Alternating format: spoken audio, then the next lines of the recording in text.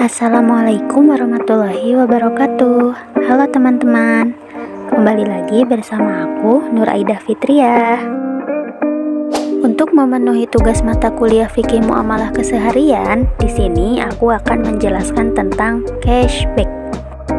Mungkin cashback bagi teman-teman sudah tidak asing ya.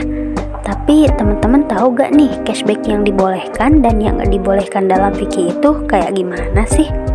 Nah, bagi teman-teman yang belum tahu, yuk simak baik-baik penjelasannya.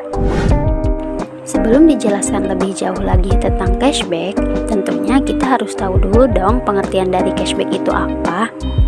Cashback adalah penawaran di mana pembeli diberikan presentase pengembalian uang tunai, uang virtual, atau bahkan diberikan suatu produk, tetapi dengan memenuhi syarat pembelian tertentu yang telah ditentukan oleh pihak penyelenggara cashback.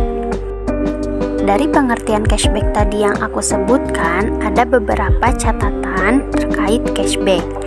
Pertama, jika cashback terjadi dalam transaksi jual beli, sewa, ataupun bagi hasil, baik itu cashback diterima oleh pembeli, penyewa, ataupun pemilik modal, maka cashback diperkenankan dalam Islam dengan syarat bukan modus pinjaman berbunga. Catatan yang kedua, cashback yang diterima kreditor dalam transaksi utang piutang. Maka jika dipersyaratkan, cashback itu menjadi riba, tetapi jika tidak dipersyaratkan itu menjadi hadiah. Menurut fikih, ketentuan cashback itu sesuai dengan dua kondisi. Pertama, jika cashback terjadi dalam transaksi jual beli, sewa, ataupun bagi hasil, maka cashback itu diperkenankan dalam Islam dengan syarat bukan modus ataupun rekayasa pinjaman berbunga dan ada kejelasan harga barang diperjualbelikan. Untuk lebih jelasnya, aku kasih contoh ya. Misal, Andi menjual HP baru kepada Doni seharga 5 juta. Setelah Doni membayar seharga 5 juta dan menerima HP, Andi memberikan uang 200.000 kepada Doni.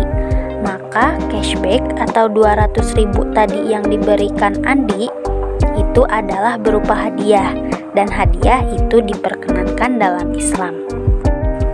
Selain itu, kita bisa mengambil contoh dari beberapa produk bank syariah, misalnya tabungan berhadiah ataupun deposito parsel berbasis akad mudharabah. Nah, untuk deposito ini itu untuk nominal tertentu, misal untuk minimal 1 miliar rupiah, karena tiap bulan tetap mendapatkan bagi hasil sesuai nisbah. Nasabah pemilik modal akan mendapatkan cashback dengan syarat dana nasabah di hold dalam periode tertentu. Dan untuk dana cashbacknya itu berasal dari dana atau keuntungan yang telah menjadi hak pemberi cashback, bukan dari dana nasabah. Nah, dalam fikih, cashback yang dibolehkan tadi itu dikategorikan sebagai merelakan sebagian haknya atau at-tanazul anil haq karena alasan marketing dan sejenisnya. Selain itu, dibolehkannya cashback karena tidak ada dalil atau nas yang melarang cashback dalam ketiga transaksi yang tadi aku sebutkan.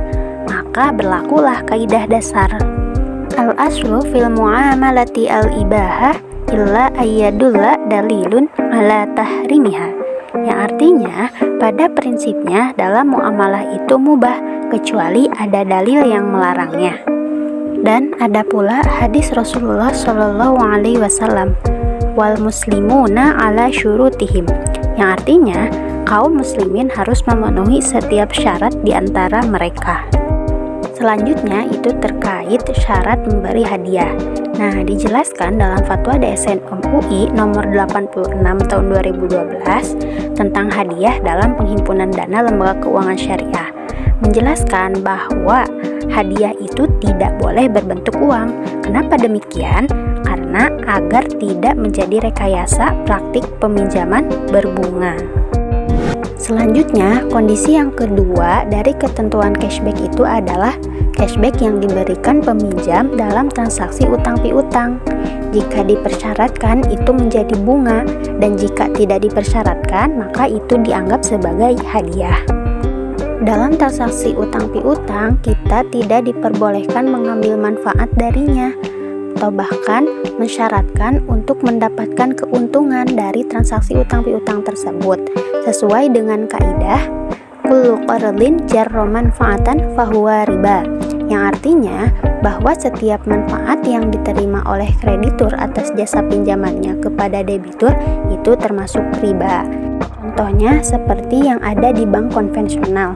Misalnya nih, nasabah membuka deposito dengan bunga 6%, tetapi bank akan memberikan cashback tambahan 0,5 sampai 1% dalam bentuk tunai. Nah, itu tidak boleh karena ada bunganya, yang mana itu disebut dengan riba. Jadi teman-teman, cashback yang tidak dibolehkan itu adalah cashback yang diberikan peminjam dalam transaksi utang piutang, dan itu pun jika dipersyaratkan.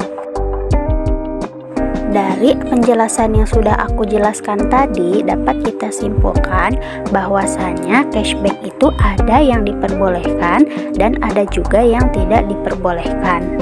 Diperbolehkan itu jika cashback terjadi dalam transaksi jual beli, sewa, ataupun bagi hasil.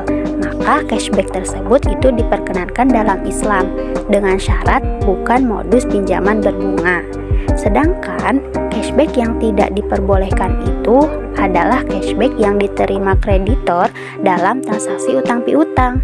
Maka jika dipersyaratkan itu menjadi riba, tetapi jika tidak dipersyaratkan itu menjadi hadiah. Gimana nih teman-teman, sudah paham belum? Semoga teman-teman paham ya dari apa yang sudah tadi aku jelaskan. Jadi pada intinya ketika teman-teman melakukan transaksi jual beli ataupun sewa barang kemudian mendapatkan cashback, itu diperbolehkan ya. Tapi jika teman-teman melakukan transaksi utang piutang dan itu ada cashbacknya, nah itu yang tidak diperbolehkan. Tapi ingat, itu jika dipersyaratkan. Jika tidak dipersyaratkan itu menjadi hadiah. Sekian dari aku, semoga bermanfaat. Wassalamualaikum warahmatullahi wabarakatuh.